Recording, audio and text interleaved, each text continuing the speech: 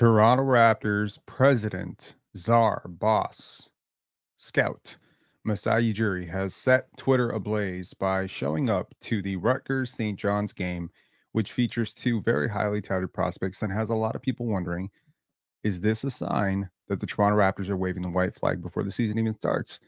That Masai Ujiri, seen here with Nets general manager Sean Marks, would be seen this publicly, and he's a very big public figure, and anywhere he goes, obviously people are going to notice, oh my God, that's Masai Ujiri. I mean, you could have definitely sent somebody else. This game was televised, but it's a little too much to pass up on, right? Rutgers basketball this year features two of the top five picks in what is largely considered one of the best drafts ever. The 2025 draft is loaded. The Toronto Raptors are expected to be a bad team. And when something like this happens, people start jumping to conclusions.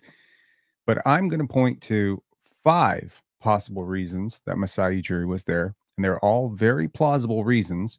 And you let me know when this video goes live which one you think it really is. So the first reason is obviously this guy, and that would be Dylan Harper. Now, this is not what the internet would have you believe. The internet would have you believe that Masai Ujiri was there to scout Ace Bailey. I'm a little bit torn on which of these two prospects Masai Ujiri and the Raptors would be higher on, but whichever of the two we're talking about, this is definitely one of them. Okay. And this is the brother, obviously, of Ron Harper Jr., who was already a Toronto Raptor.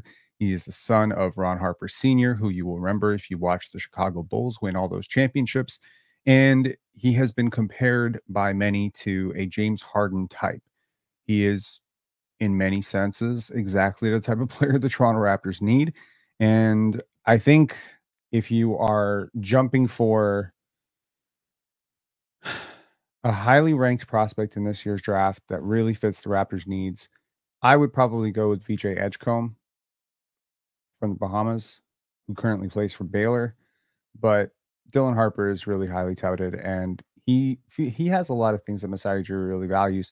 Big playmakers, obviously Masai Ujiri, the guy who really went balls out for guys like Pascal Siakam, big playmaker, Scotty Barnes, big playmaker. So clearly, Dylan Harper has a lot of the tools that Masai Ujiri values in players. And if you're going to tell me this is the reason he was there, I would believe you.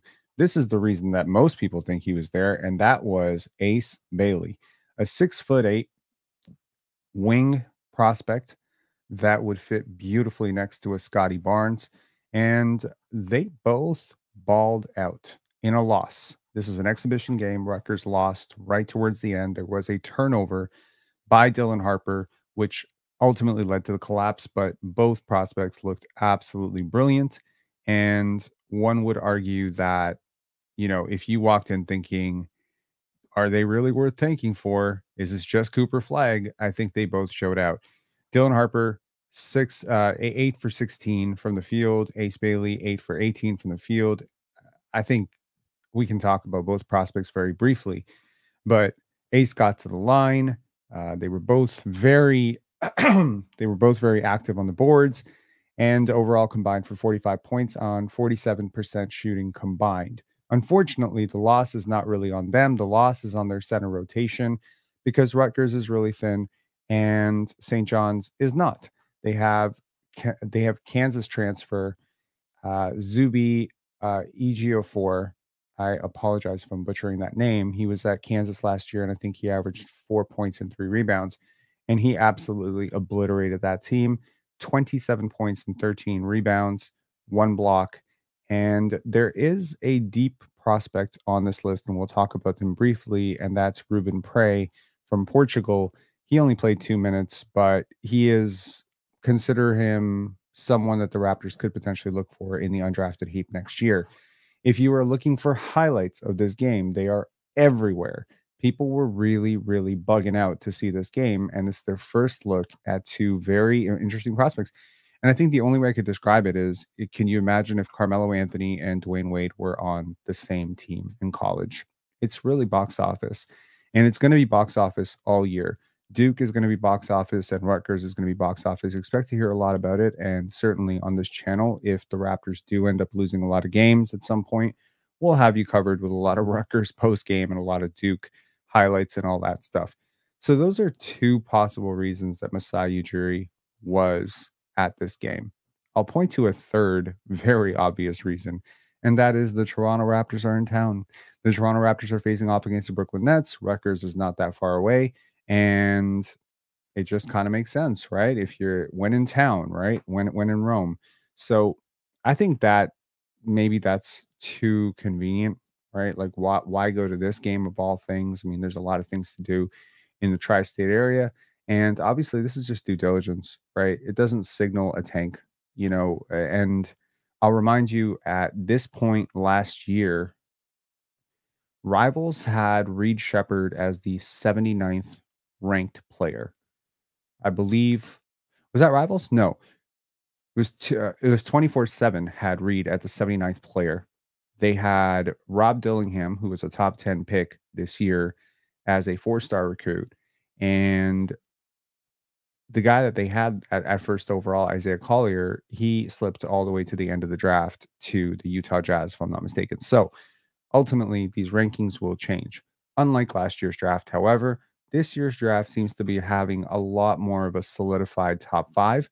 And that's not to say that one of these guys can't fall to 10, 12, but I would be very surprised if someone like Dylan Harper or Ace Bailey fell outside the lottery. That being said, there's always a chance that one of these guys could slip to 11, 12, 13, because again, as I tell you, Bronny James was ranked higher than Reed Shepherd in the pre-draft. Sorry, in the preseason rankings and in the recruiting cycle. So I think that it's important to realize that obviously that most 5-stars, and to those of you who don't follow college basketball and recruiting cycles, you may not understand what I mean by 5-star, 4-star, 3-star, 2-star, and 0-star. I'll sum it up very briefly because I have a feeling that if the Raptors do end up losing a lot of games, this is going to become very relevant to you. A 0-star prospect is basically a player who's not expected to do very much at the D1 level and is probably going to end up in JUCO or D2. A 2-star prospect is likely somebody who is going to be a deep rotation player at an average D1 school. A 3-star is probably expected to have a somewhat prominent role at a Division 1 school, but is not likely to be going pro. A 4-star recruit is a player who's likely to start and contribute at a high level. Reed Shepherd was a 4-star recruit. There are usually around 200 4-star recruits. And then the 5-star recruits, there's usually anywhere from, I think, 17 to 25 every single year. And they are the best of the best. They are expected to go pro. They are expected to be one and dones, and they are expected to be very good. Ace Bailey and Dylan Harper are 5-star recruits. It's worth mentioning Jacoby Walter, Grady Dick, Scotty Barnes, RJ Barrett were all 5-star recruits. So it is worth also saying that Jamal Shed and Jonathan Mobo were not. So just to put that into perspective. So would it be that Masai Ujiri was there for the couple of 5-star recruits, or could he potentially have been there for a couple of 2-stars? The Raptors are sleuths. They are deep draft finders, and Rick Pitino really seems to believe in his center.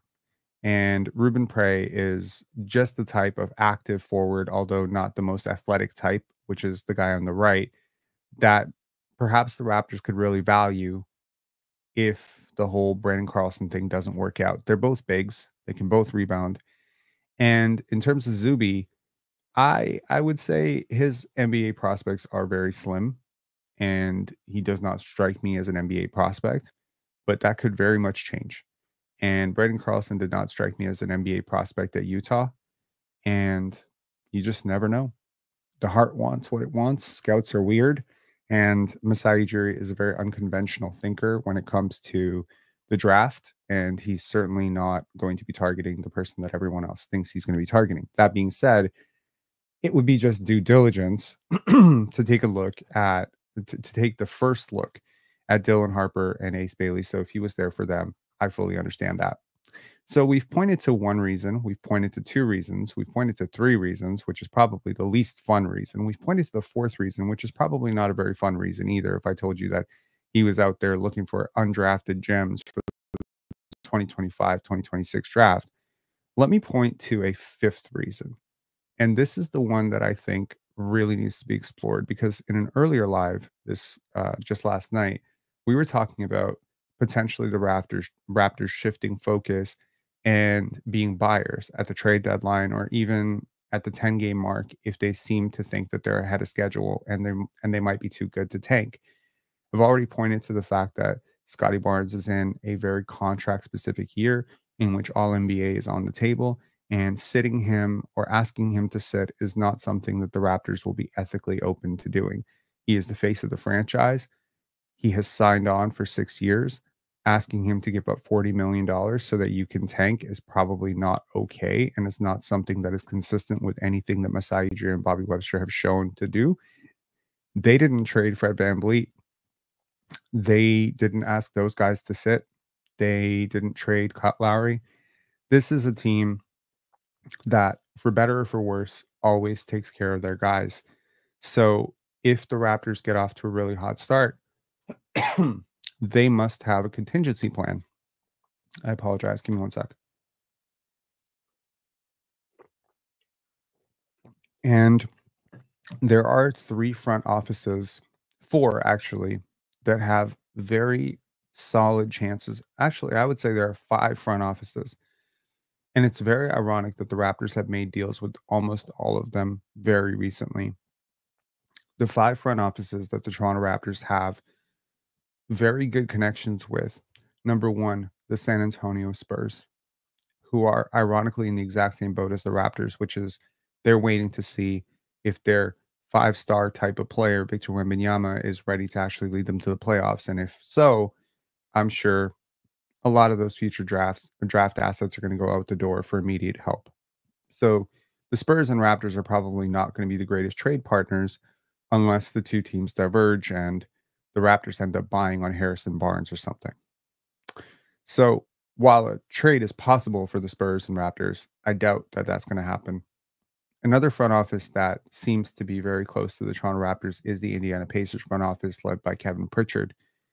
And that is, of course, the Pascal Siakam deal in a nutshell, how it got through and how it happened the way it happened. I don't think these are ideal trading partners either. It seems the Pacers are going all in and they seem to want to be better. And if the Pacers are, in fact, going to be looking to buy at the deadline, I could see the Raptors being willing to sell off on one of their assets like a Chris Boucher, but I'm not really sure the pieces make sense. So we'll wipe those two teams out for now as unlikely partners.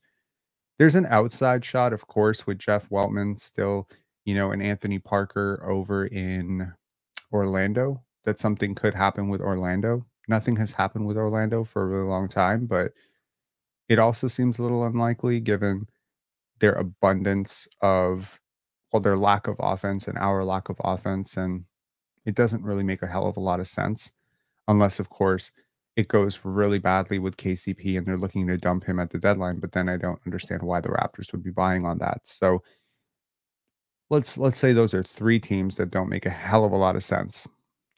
There's a fourth team, of course, so we've talked about San Antonio, we've talked about Indiana, the of course, we've talked about the Orlando Magic. There is there is a fourth team. I'm realizing there are more than I realized, so I'm just going to go through them. The Atlanta Hawks are a team that I believe the Toronto Raptors have a pretty favorable relationship with. Again, a team that has not made a deal with the Raptors in a very long time, but if if push came to shove, Bojan Bogdanovic, for instance, or sorry, Bogdan Bogdanovic is there in Atlanta. Clint Capella, these types of players could be on the Raptors' radar if the Raptors need some immediate veteran help. I'm just again not sure what you'd give up for those guys and how to make it appetizing. So we talked about four teams that aren't necessarily the greatest trading partners, and I'm not really sure, even if they were good trading partners, where the deal would happen. I can't really see something on our roster that really makes sense for them. I can't really see pick equity coming back. So I wasn't really sure about that. So we've talked about that. We talked about that. We talked about that. The Utah Jazz are another team with Danny Ainge, where I believe the Raptors have a favorable relationship, and Masai Ujiri and Bobby Webster have a favorable relationship with that front office. And the reason that I keep mentioning this is because this is not NBA 2K. The relationships that are established between front offices do matter in terms of actually getting deals done. And the Raptors are obviously not a very leaky organization. So they prefer to deal with people that they actually trust. So you can throw Utah in there. Another front office that you can throw in there is Miami. So those are the front offices that I think are the likely partners. With Miami, of course, Duncan Robinson thing we already explored. Could Duncan make sense? I don't know. But there is one more front office that I believe the Raptors have a very good relationship with. And it is one that they already made a deal with last year when they sent Dennis Schroeder to Brooklyn. And that is the Brooklyn Nets. And Sean Marks, Masai Ujiri have been close for a long time. In fact, it was this year at Summer League that they both made headlines, being spotted together. I believe they were standing with Woj, and they were seen together quite a few times. And now they are seen once again. Once again, they are seen sitting together. And there were multiple pictures snapped of them at this event. The question is, why? Because the Brooklyn Nets are trying to be very bad. It's clear they're trying to be very bad. Their organizational, direction has been solidified the second they got their first round pick back and they traded Mikal Bridges and they decided to keep, Ben Simmons. It's very clear what this team is trying to do. And if you are initially trying to bottom out, it is a very difficult thing to bottom out with good players. And Mikal Bridges is exactly the type of player that will not let you bottom out, and sitting him is not good for his value. So if you're going to do that with a really good player, you might as well trade them for some sort of value. It's not going to be easy for the Nets to out tank teams like Portland and especially teams like Washington. And I think with so much at the top of the draft, if one of these teams starts out 1-4, 1-5, you're going to see those deals roll really fast and they're not going to wait.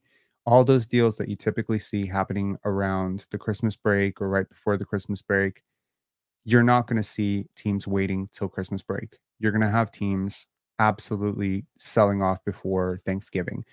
And I think that the Nets will be a team that is going to look to sell. And I think there are three players on this team, and one of which I've talked about extensively in an entire video. But I want to talk about why I think the Nets and Raptors are such good trade partners, especially if the Raptors decide that they're better than they realize and tanking is not an option. So I made a video a few months ago or 3 months ago saying Cameron Johnson will be a Toronto Raptor opinion. Thank you to the 7,000 people who watched that video. But if you're not one of them, I highly encourage you to watch it because there are agent deals and all the Dennis Schroeder deals and everything just lines up so perfectly. Not to mention, Cam is exactly the type of player you would put next to a Scotty Barnes. He fills in very well into the sort of role that OG Anunoby had, except he is a movement shooter. And the Raptors have already prioritized under Darko Rajakovic that they have shifted their philosophy towards movement shooting. The Raptors are effectively a Cameron Johnson away from being definitively better than the Orlando Magic, especially if what it takes to get him is Bruce Brown and a future first round pick.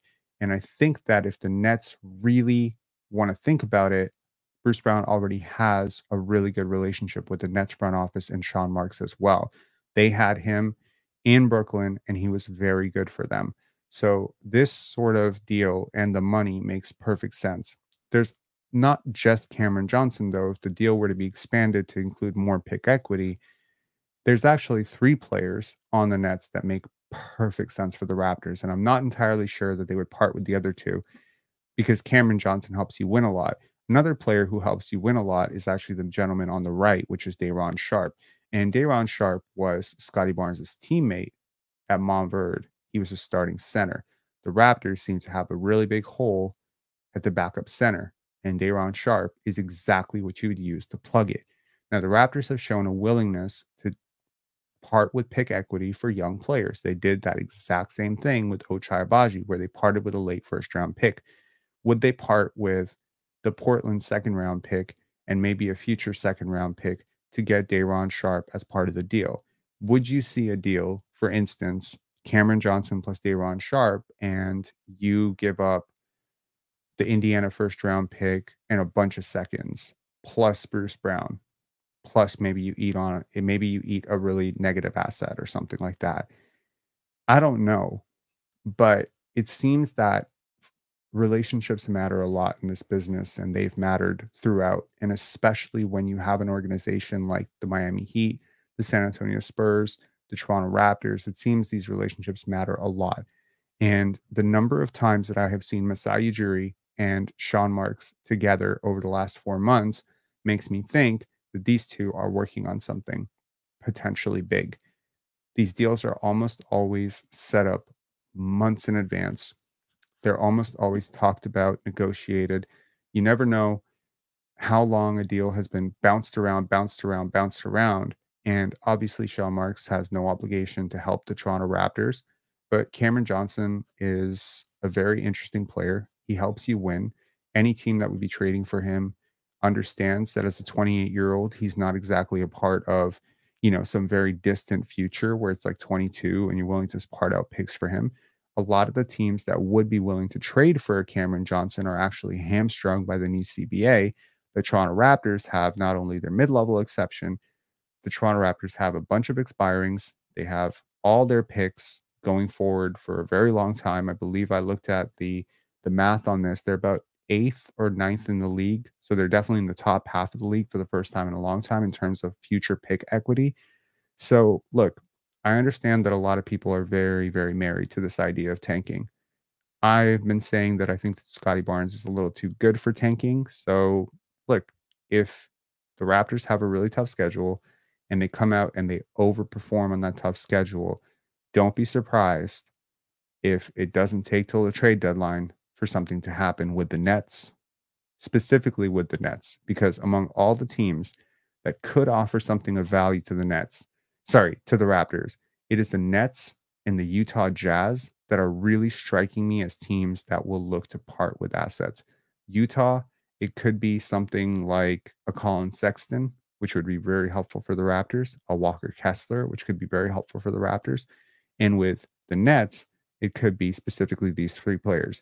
Didn't talk about the guy on the left, Dariq Whitehead, a little bit of a wild card, if you will, but a player that I really liked in high school. And while I may not be perfectly aligned with Masai and Bobby's vision for what they look for in players, given the fact that I didn't quite spot what they saw in Grady Dick initially, I do think that Dariq is the type of player that they would take a flyer on. So nevertheless, I think one of those five options is true. Let me know in the comments which one it is. I'm going to keep this video a little bit short. I'm very tired and very sleepy, so I hope that this live was thoroughly engaging and interesting and that my monotonous delivery did not bore you to sleep. I am very tired and I'm going to go to bed right now. I've been up all night doing some script work and preparing for pen dance and stuff. So anyways, let's get some comments here really quickly. Is this pre-recorded? It is not. Or maybe it is. Masai is a very smart man. He's looking into this draft class. Of course. Made it an early morning live for the first time. Made it to coffee in hand. Cam Johnson can he play defense though? So Cam is an incredible defender. I mean, if you want to get my whole spiel on how much I love Cam Johnson, he is legit one of my favorite players. Please make sure to watch this video. Cameron Johnson will be a Raptor opinion. I think he's the perfect four to put next to a Scotty Barnes at the three, and he would help out defensively so much. A defensive front court of Cameron Johnson, Scotty Barnes, and Jakob Poeltl has the potential to be one of the top three defensive front courts in the NBA. And it would really help Scotty a lot, immensely, to have a switchable 3-4 who can do all the amazing stuff that Cam can. And I think what really struck out to me with Cameron Johnson specifically when I outlined him is not only is he a winning player, as evidenced by the huge role that he played for the Phoenix Suns when they went to the finals, he's a little injury prone, which can scare some teams away. And if the Raptors maybe, have a good read on his medicals, and he wouldn't be the first player to have a ton of injury history or injury issues for, 3, 4 years and then have a relatively clean bill of health. I mean, it could certainly happen that way. But what really struck me when watching him play was how perfectly synchronized his game is to Darko Rajakovic's offense. I cannot tell you a power forward who would fit better next to Scotty Barnes defensively, offensively, and fit into Darko's system. He is a one of one in terms of fit in the NBA. And again, Kelly Olynyk was another player that I really identified as fitting Darko's system. Uh, Bruce Brown is another guy that you think of when you think of Darko system.